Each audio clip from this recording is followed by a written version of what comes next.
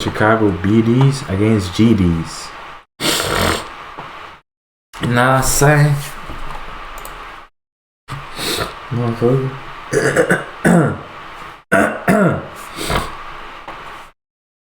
Wait. One thing. I need to pull up the push up target.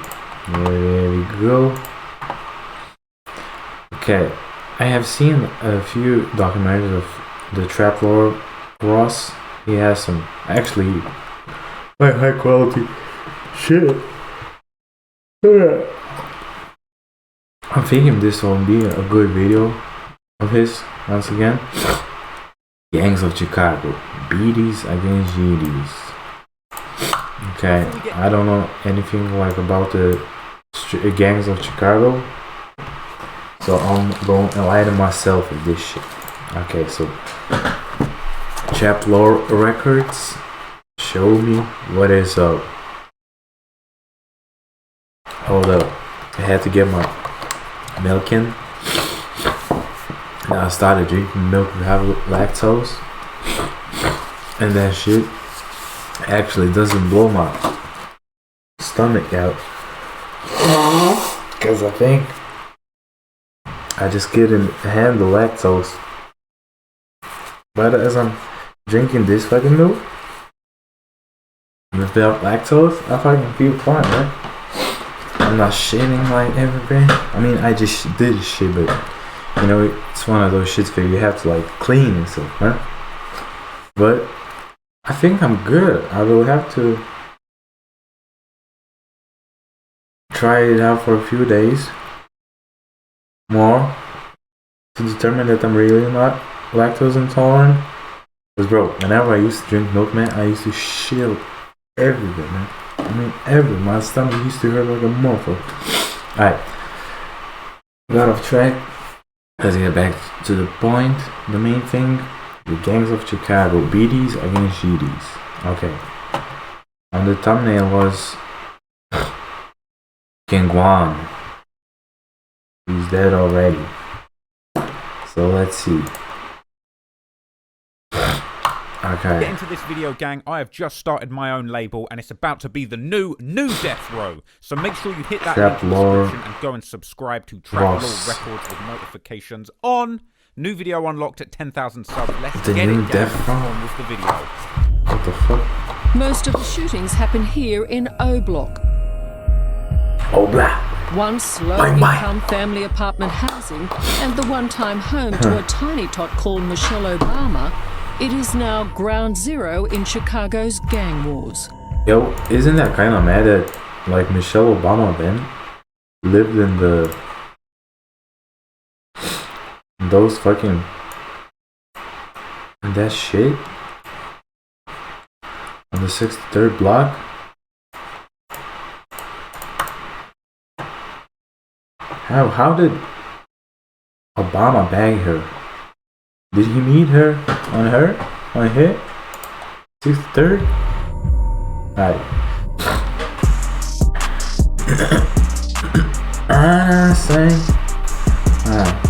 In the 50s and 60s, Chicago's industries were booming.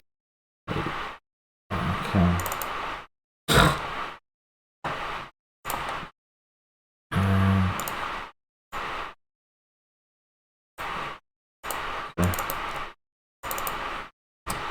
Holy shit.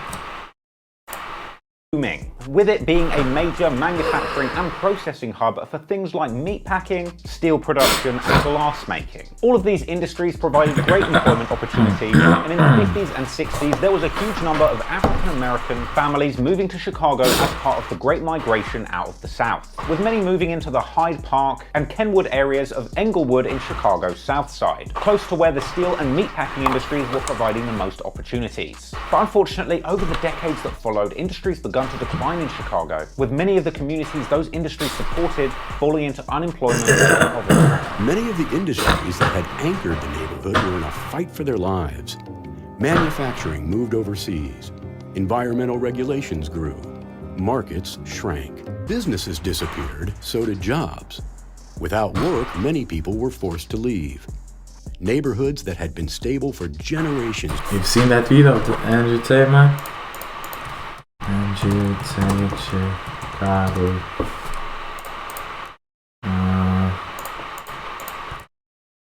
Sweet.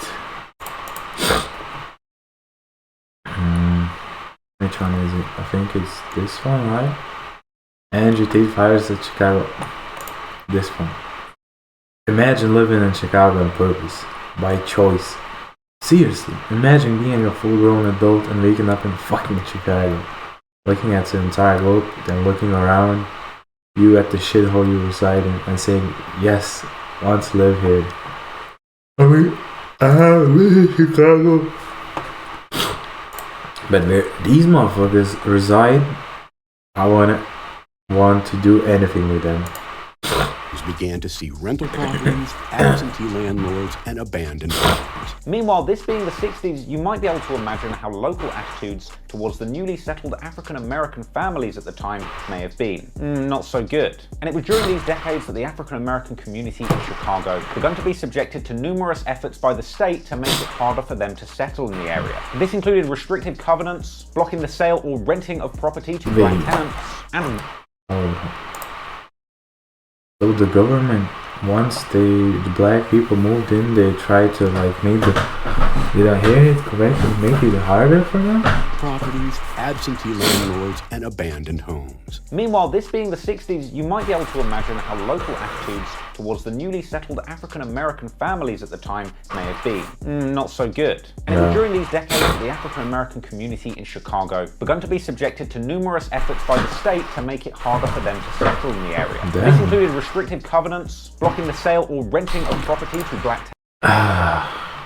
In the early 1940s, whites within residential blocks formed restricted covenants that served as legal contracts restricting individual owners from renting or selling to black people. The contracts limited the housing available to black tenants, leading to the accumulation of black residents within the Black Belt, one of the few neighborhoods open to black tenants. The Black Belt was an area that stretched 30 blocks along state. Tenants. And so probably the Black Belt was a fucking shithole, right? Fencing off areas with avoidance, basically. Whereby banks would refuse to lend on properties in areas where black families were located, with local tensions apparently boiling over when the city announced plans to expand. Yo, that's so weird. Imagine like the color of your skin defines what you can do and you can. Social housing into the suburbs, adding smaller low-rise duplexes alongside existing high-rise developments such as the notorious Cabrini Green Housing Project. So with all of this going on at the time, it's safe to say that no one was really looking out for the best interests of the black community in Chicago. And so as young black men in the area began to be bullied, eventually getting tired of the abuse, they would band together and form a club to fight back against those who had been bullying them. Over time, these street gangs evolved to be more organized, with one borrowing from religious mythology and naming themselves the Disciples. But soon after deciding that they wanted something a little bit more menacing, thus upgrading themselves to the Devil's Disciples, not to be confused with the biker gang of the same name. So in the years that followed, the Devil's Disciples fought with other gangs in the Englewood area, such as the racist white gang known as the Uptown Rebels, there was the Blackstone Rangers, another set known as the Egyptian Cobras, or later the Mickey Cobras, once again not to be confused with the Egyptian Cobras motorcycle gang. Anyway, one of the founding members of the Disciples crew was a man named David Barksdale, a teenage tough guy who apparently only aged 14 commanded leadership of this crew. Bro, he's not 13, man. What type of swag is this? Who's got a bandana covering most of his hair, but the fringe? Or is that a bag? What type of fucking swag is this, man? I mean, do your shit, buddy.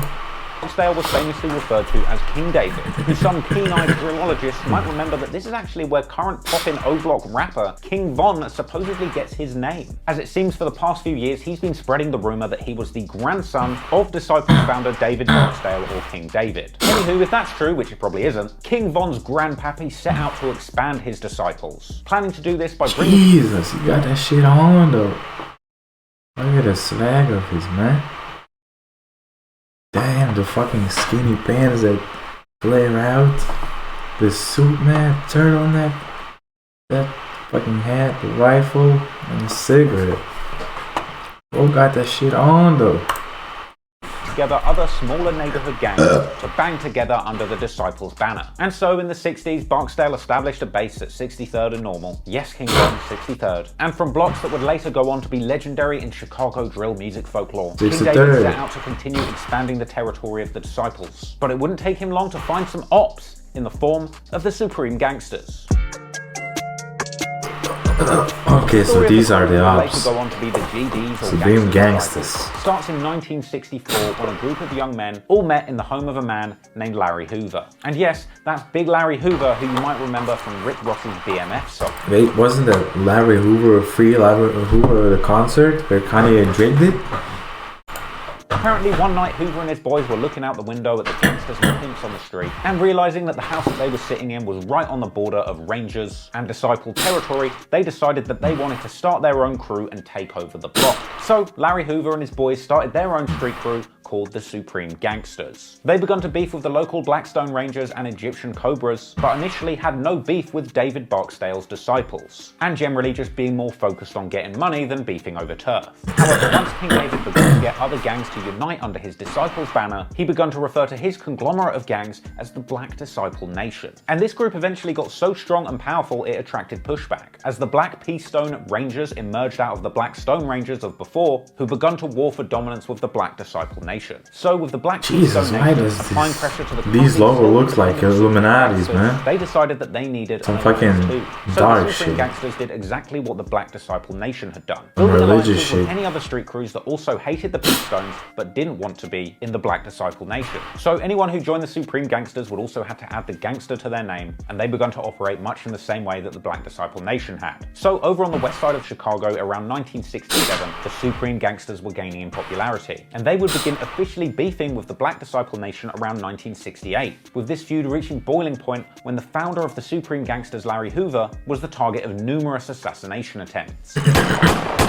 Jesus. Survived these attempts, however, and the fucking loud as fuck, man. Continued to expand control throughout the south side of Chicago, encroaching on Barksdale's turf. At this point, both the Disciples and the I actually want to play some fucking San Andreas. To absorb them in order to fight off the other. And apparently, Larry Hoover held sit-downs with both David Barksdale and the founder of the Peastone Nation, Jeff Fort, with the initial result of these talks being a truce between the Peastones and the gangsters rather than a full merger. However, this alliance ended up falling apart after a May 1969 shooting of two Supreme Gangsters by Peastones. This apparently being a result of two members from opposing gangs bumping into each other and not respecting the supposed alliance. And in response to this act of aggression from the Peastones, Larry Hoover met with David Barksdale and agreed a full-blown union. And so in a landmark deal uniting both gangs under the same umbrella in a crew that would now be known as the Black Gangster Disciple Nation, or the BGDs. The newly united Black Gangster Disciple Nation continued warring with Chicago's other gangs. This includes an Wait, so this is Larry Hoover and the first gang that showed up? David Barksdale was actually shot whilst in a bar with Larry Hoover, with Hoover acting fast, rushing him to the hospital and saving his life. And in addition to this failed attempt, the Peastones would have another damning setback in 1972 when their leader Jeff Fort was sentenced to 4 years in jail. Where in jail he would actually convert to Islam and drastically change the direction of that organisation. However, in the power vacuum left behind, the Black Gangster Disciple Nation were the main target in the crosshairs of the cops, and they would soon slip up. As in 1973, Larry David ordered the murder of William Pookie Young as punishment for stealing drugs and money from one of the meeting of 10 or 11 members of the family. During the meeting, defendant ordered the execution of William Young, Jill Ford, Joshua Shaw, and Tony Tucker was taken up in one of his double houses. Defendant known as King Hoover was the leader of the family. Dope houses. The shooter who did it and another member of the crew ended up flipping on Hoover, ultimately leading on the feds coming down hard on Hoover in a case which named him as the head of the Supreme Gangsters, leading the judge to duly throw the book at him and sentence him to a hefty 150 to 200 Jesus. However, Larry Hoover continued to run the Black Gangster Disciple Nation. What's the point of imprisonment for that amount of years? Like 200 years. Bro, just give him sentence until life. That doesn't make sense to me, man. Of operations behind the wall in jail, whilst David Barksdale continued to run the teams in the streets, and over time, even going on to try and set up the gang's organisation like a strict corporate hierarchy. Something covered extensively in the History Channel's documentary on the GDs, which I very much enjoyed watching in this video. Hoover modeled the GDs like a big corporation. The gangster disciples. He appointed himself chairman and set up a board of directors inside the pen, and another one on the streets. Unfortunately, this didn't last for long, because in spite of surviving that earlier attempt on his life, King David had suffered serious injuries, with a bullet effectively having destroyed his kidneys, and he ultimately ended up passing away in September 1974. From here, Jerome Shorty Friedman ended up taking over the Black Gangster Disciple Nation street teams, leaving Larry Hoover to try and keep things united behind bars. But there was a problem, you see, because the love of King David amongst his soldiers in the ranks of the gang ran too strong for Larry Hoover to control. And after King David's death, it seemed like many members stopped respecting Larry Hoover's leadership, and ultimately leading members to disrespect the supreme gangster side of the Black Gangster Disciple Nation alliance.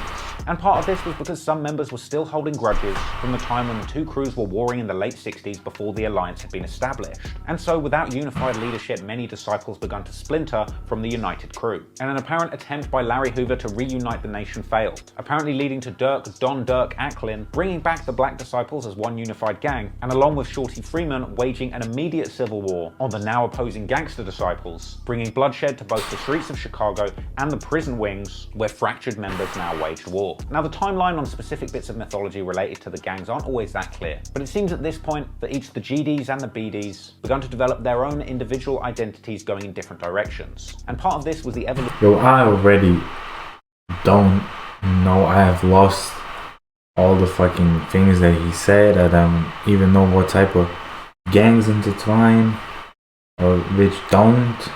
Well, I already forgot, man. Of branding or imagery that remained consistent with the gangs in the decades that followed as new generations joined and continued to rep the history of the gang. For example, the Black Disciples seem to have a close affinity with the number 3, sometimes being referred to as trades, hence their three-fingered hand sign known as the Gates, a sign which their GD ops would do with 3 fingers down to signify BDK, or that they're a BD killer. The Gangster Disciples have also been known to rep a 360, this apparently standing for 360 degrees, a metaphor for being a pure gangster disciple and having a full circle of knowledge. The GDs are also well known for using a pitchfork in their imagery, hence the 3-pointed pitchfork. From what gang is the Gang 1? Rake hand sign that they tend to throw up. A sign which once again the ops flip upside down to represent drop-in rakes, or GDK, which stands for Gangster Disciple Killer. These two pitchforks that appear in the GD logo have a combined total of 6 points, with it being no coincidence that that's also the same number of points that the Star of David that appears in all their logos has. But outside of branding, differences in management style also begun to permeate the two separate groups, with it being said that the Gangster Disciples were structured in a much more corporate hierarchy, with a seniority being based on roles like boards of directors. In contrast, the BDs were structured more like religions, with leaders being given titles like ministers. Anywho, as a still incarcerated Larry Hoover begun to lose his grip on the streets, he attempted to organise new alliances amongst gangs in prison. In the late 70s, ending up forming a large alliance of prison-based GDs, BDs, and numerous other Latin gangs under the banner of Folk Nation. But of course, naturally, this would end up backfiring, as the ops of members of those groups, like the Vice Lords and Latin Kings, would also band together forming the People Nation. Already. Dude, there's so many fucking gangs I lost track, man. The BD versus GD war battles. War escalates. After years of shaky attempts to form alliances, in the early 80s the war between the Black Disciples and the Gangster Disciples went to the next level, with BD Street Captain Jerome Shorty Freeman and enforcer Mickey Bull Johnson, freshly released from prison, What type of swag is that, taken man? to the streets to give their foot soldiers an ultimatum. Pick a side, either stick with them as BDs or go and work under Larry Hoover as GDs. This established the BDs as a more So unified GDs is Larry and Hoover's over the gang. 80s, we saw violent battles between GD and BD set for dominance over the booming Chicago drug trade. Things ramped up to the point where the bloodshed was being reported on by the local news, as the local gang blocks like the troubled Cabrini Green ended up becoming notorious in the city. Today, the housing authority is $30 million in debt. The building codes are not being enforced, and the elevators, when they work, are called the most dangerous form of public transportation in Chicago. The only structure is provided by the gangs, who mark their turf with spray paint and set up sniper posts in high-rise buildings. Last year, 200 people were shot or stabbed in Cabrini. Jesus, 8 violent 200 crimes people? for every 100 people. How long ago did you get shot? Just a real short time ago. He was shot by some fellows across the way here as he crossed the field. Damn, man, it's now more dangerous, right? To live in there, man. Had to include the sale of teas and blues, a heroin substitute now sold openly on the street in great quantity. The violence has left in its wake people who are afraid. The interaction between the gangs in the prison and the gangs on the street is not infrequently seen at the Cabrini Green Housing Project. Did Kanye live far from here? Wait, cause he like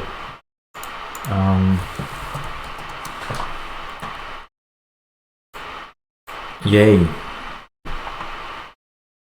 Oh, he was born in Atlanta, but he lived in Chicago, right?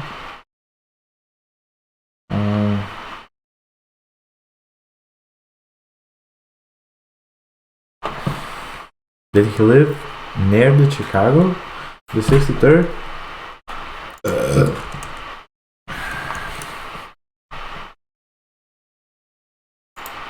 Oh, he's raised in Chicago. But whereabouts?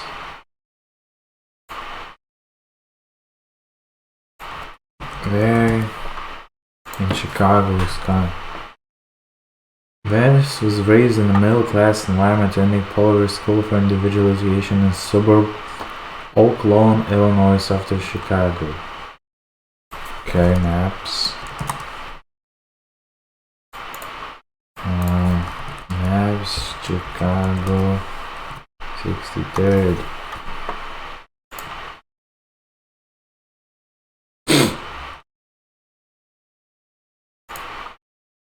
Oak Lawn, Illinois. So it's, I'm guessing it's far, right?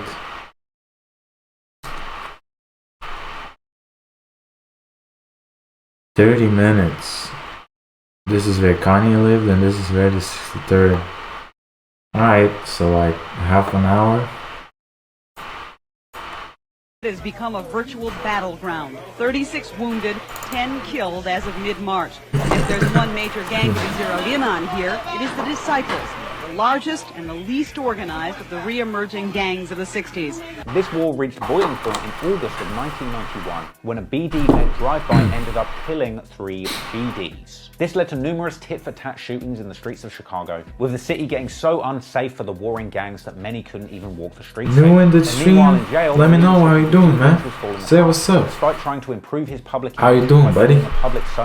Thanks for tuning in the stream. Gangbanging. In the mid-90s, Larry Hoover was hit with fresh charges, with prosecutors accusing him of continuing to run the GDs from jail. This bust apparently coming after the court got right in a visitor's badge that was given to all of the enforcers who visited the jail to come and talk to Larry Hoover. Meanwhile, the BD senior enforcer, Mickey Bull, ended up getting caught on wiretap ordering the killing of a prison guard. Larry Hoover ultimately got convicted of his crimes and was shipped off to a supermax federal prison in Colorado, Chicago, making it near impossible for him to operate as head honcho of the gang. This conviction essentially cut off Larry Hoover's communication with 95% of the world, and bizarrely, only recently has Kanye West been lobbying Donald Trump for the clemency of Larry Hoover, with Trump even signing the First Step Act, which has allowed Larry Hoover to at least start the process of seeking a shorter term. Anywho, with senior figures like David Barksdale or Larry Hoover, who had led the vision for But why would you then long gone, their dream of a united try to minimize his sentence if he's like the gang lord of them? Doesn't make any sense, does it? protecting themselves from nefarious outside forces begun to get diluted, and we would soon see the city of Chicago bringing about the decline of these organizations as they were once known into the more fractured and independent gang sets that we know from Chicago during today.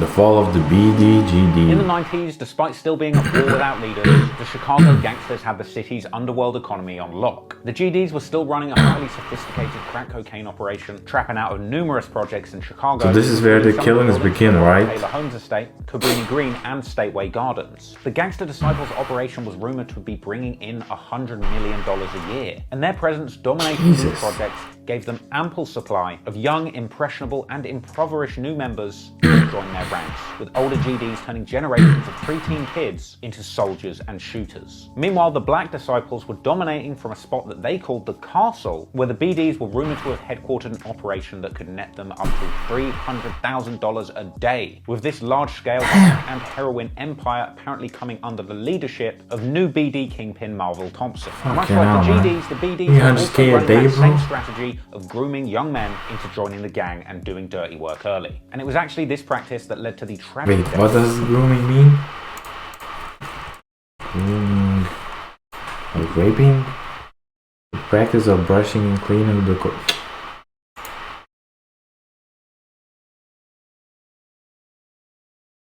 practice the action of attempting to form a relationship with a child, a young person, with the intention of sexually assaulting them or including them to an illegal act such as selling drugs. Jesus. Yo, some people are fucking messed up, man.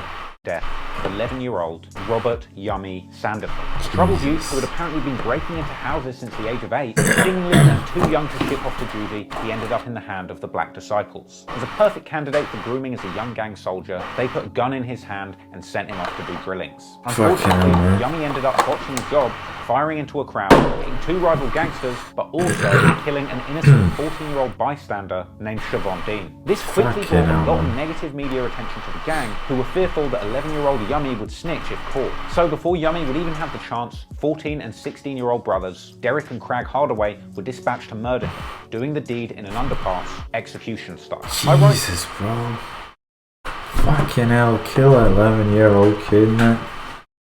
These 2 shooters were caught, convicted, and ultimately brought the BDs a whole lot worse media attention than they had been facing to begin with. In the face of such shocking crimes, it's no surprise that by the time we get to the end of the 90s, big BD and GD leaders are being taken off the streets, with high-ranking BD member Robert Allen actually getting flipped in 1998 after admitting to selling over 220 pounds of crack.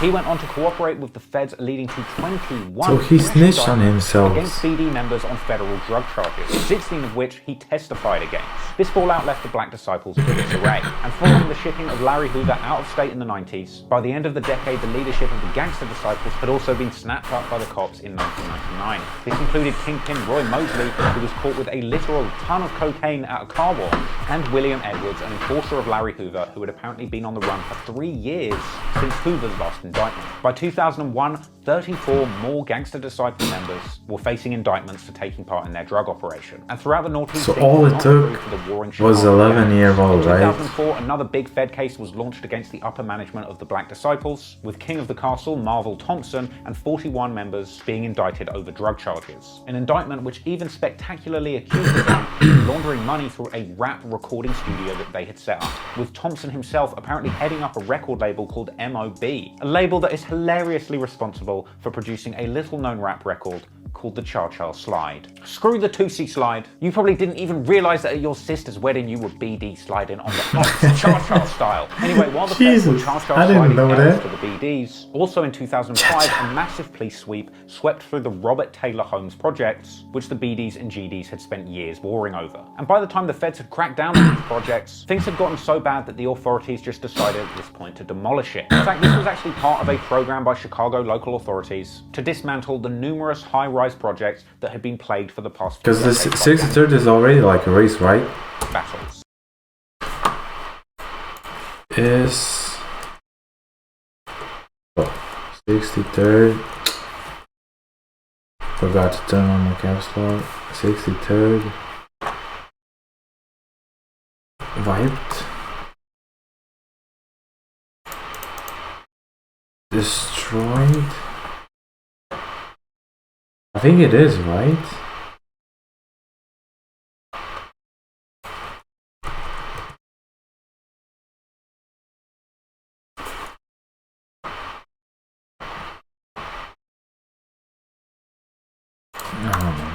This left GDs and BDs displaced, fighting over new territory, and from there the united crews that made up the Gangster Disciples and the Black Disciples begun to fall apart too. Alliances begun to break up, and things shifted to much smaller and less centralized street sets popping up and claiming smaller areas. Some crews whose blocks had been demolished were forced to make new alliances and get money together, but at the same time, throughout the 2000s, the new, younger generation of Chicago gangbangers didn't necessarily respect the alliances of older generations, and new localized feuds begun to pop off between blocks new and old. And in many ways, the modern day feuds between the BDs and the GDs are a whole new generation. So this is the Chief Keef, King Von, and all them, right, bros? Area. And much like the BDs did with their M&B record label, we've seen modern day Chicago drill rappers and labels emerge from the ranks of these street gangs. And Lil Durk, right? Only this time around, they're not just using the music to make money, but also to fuel their beats, with the 2010 generation of Chicago gangbangers using verses on their songs as an outlet to attack, insult, and goad their ops, dead or alive, into escalating the beef. And so the younger generations of GDs and BDs created new identities for their areas, ushering in a new generation of gangbanging. Younger BD-affiliated sets claimed newer low-rise blocks like Parkway Gardens, initially naming it Wick City with 3 eyes to rep the BDs, and later famously renaming it O Block, this coming after one of their crew, O.D. Perry, was killed. And from here we've gone on to see the likes of Chief Keef and King Von immortalizing O Block forever in both their lyrics and on their silly chains. In the years that have followed the establishment of these crews, O Block ended up having the most shootings for any block in Chicago. Between June 2011 and June 2014, a total of 19, with it going on to be labeled the most dangerous block in Chicago. This being the result of more modern-day tit-for-tat gang battles between smaller GD and BD sets, this case between the BD area of O Block feuding with the likes of GD sets STL, named after their location on 63rd and St. Lawrence. And much like O Block, STL was later infamously renamed Westerville, again to honour the name of one of their slain members. Other GD sets that claim the area include EBT, named after its location on 64th and Eberhart, with the likes of GD rapper FBG Duck being from these ends and repping the FBG or Flyboy gang banner. Over the course of the 2010s, as Chicago drill music continued rising to prominence, along with new rappers like Chief Keef and Lil Durk getting paid. Look at Chief Keef, man. He's fucking swagging, bro. Look at those aviators, man. True religion, man. Oh, got that shit on. And fortune, and bringing a lot of attention to the street side of what was going on in Chicago, fans would continue to take an interest in the violent clashes between Chicago street gangs related to drill rappers. These tragic and seemingly never-ending scenes on the streets of Chicago were documented extensively by DJ Academics on his War in Chirac channel, and to a lesser extent, with a bigger focus on the music side, Noisy's Welcome to Chirac series. With iconic media like this forever connecting the street politics of Chicago's gang culture and drill music, with it probably being one of the most violent come-up stories in the history of music. Because unfortunately, it took a huge amount of bloodshed for the world to take notice of Chicago's drill music scene. And thankfully, through success in music, many members have been able to escape Chirac with their lives and careers intact. And some, like FPG Duck, haven't been so lucky. Now look, I won't get any further into the has been killed? Careers intact. And some, like FPG Duck, haven't been so lucky. Now look, I won't get any further into the beef between modern-day Chicago drill crews, because if I tried to cover all of the modern-day GD and BD gang battles in one video, it would end up being 10 hours long. So those stories are for another day. But I hope you enjoyed this breakdown of how the Black Disciples and gang started in Chicago. W video, man. This guy always like spits some cool shit.